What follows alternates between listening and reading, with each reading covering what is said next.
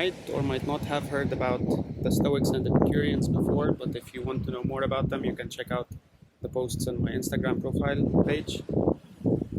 But today I want to talk about a fun fact about the Stoics.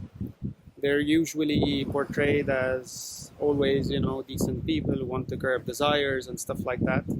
But here's the thing about the Stoics you might or might not know. They were spreading fake news and smear campaigns way before these were cool. So, for example, they wanted to slander Epicurus,